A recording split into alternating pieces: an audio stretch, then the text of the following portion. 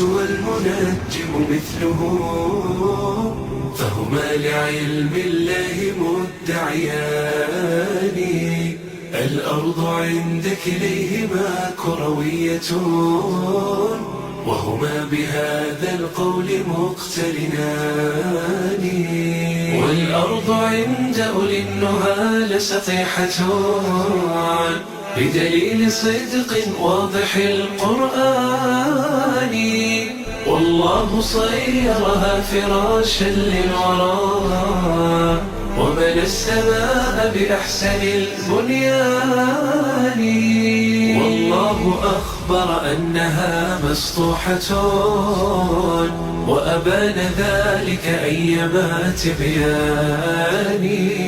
أحاط بالأرض المحيطة علمه، أم بالجبال الشمخ الأكنان، أم يخبرون بطولها وبعرضها، أم هل هما في القدر مستويان، أم فجروا أنهارها وعيونها، ماء به يروى صدى العطشان، أم أخرجوا أثمارها ونباتها، والنخل ذات الطلع والقنوان، أم هل لهم علم بعد ثمارها، أم باختلاف الطعم والألوان.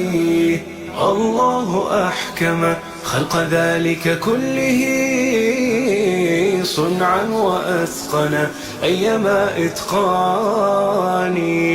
قل للطبيب الفيلسوف بزعمه،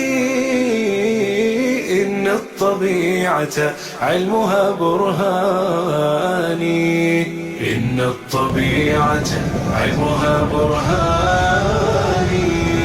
المهندس والمنجم مثله، فهما لعلم الله مدعيان. الأرض عند كليهما كروية، وهما بهذا القول مقترنان.